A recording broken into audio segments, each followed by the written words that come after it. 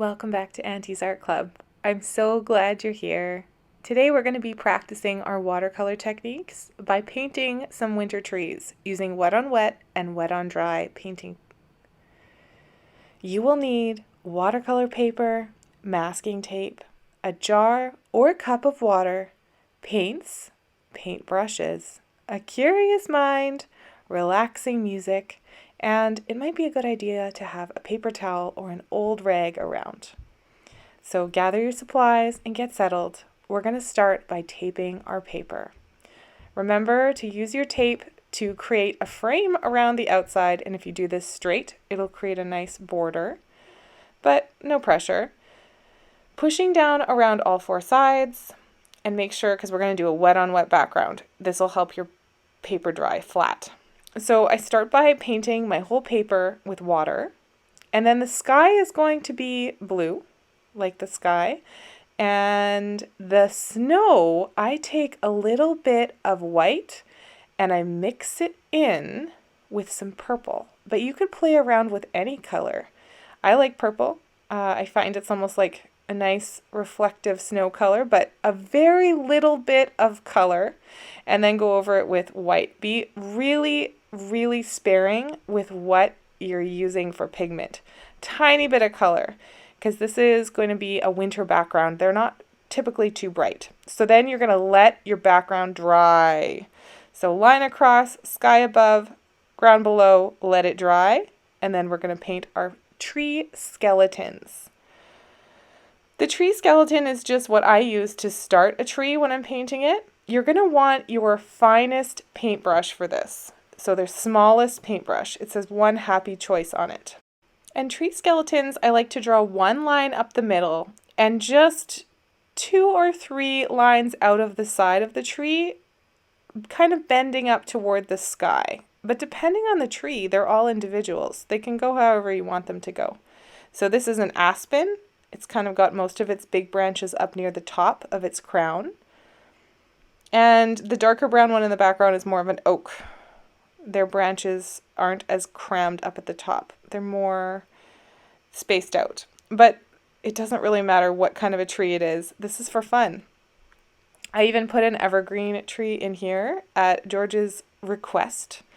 And for that, you want to do a line up the middle and then branches sticking out that get a little bit longer each time.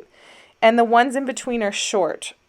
So you can see I did the branches sticking out and then little kind of middle, from the middle, little sticks. And this evergreens are tough. It might take you a couple tries to get this.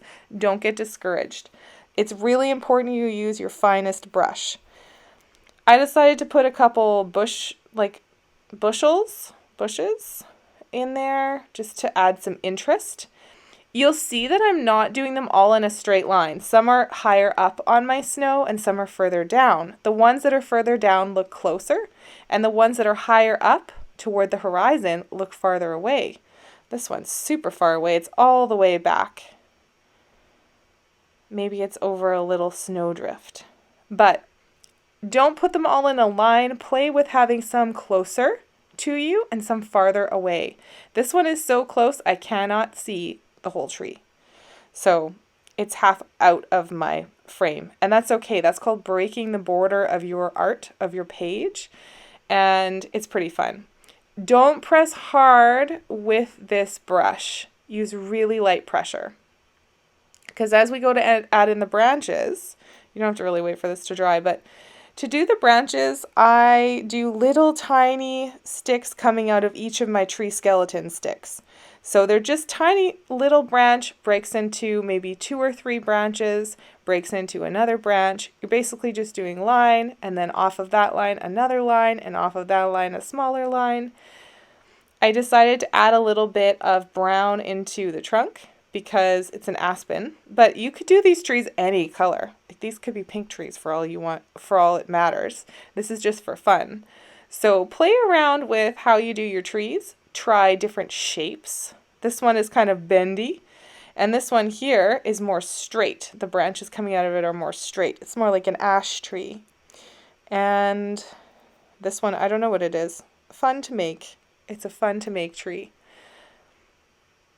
No, that one's definitely oak, like they have kind of clustered branches. Next time you're on a walk outside, you should definitely check out the shape of the branches. It's different for every tree. So all this is filling in some details on the trunk. You can mix in some different colors and make from your tree skeleton branch off smaller and smaller and smaller sticks to make your different branches. And if you look at a tree, it starts with a big branch and then each one gets a little smaller, a little thinner. So press less and less on your brush as you go. Now the evergreen. This is a spruce tree. Please be patient with yourself.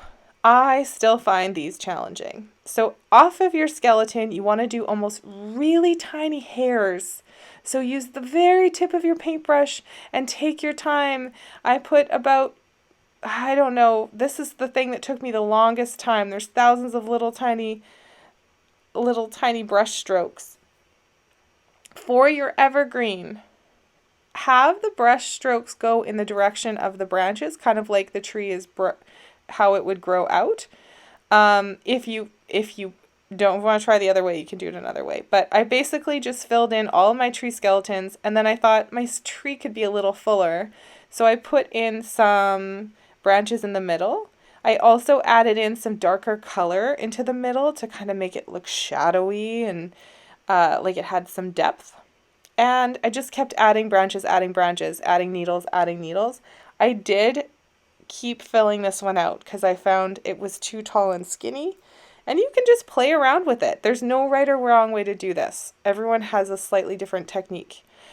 And then you can just dream up some other details. So I added some different colors into the trunks of my trees. And I also grabbed my Flair pen and put sleepy faces on my trees because Audrey had said something about sleeping trees and I thought that was cute. So remember to sign your work. Gently take the paper or the masking tape off and you have a piece of art you can decorate around the outside of your thing if you want. I named my art Sleeping Trees. Once you're done, you can even do this while your paint is drying. It's cleanup time. You want to rinse those brushes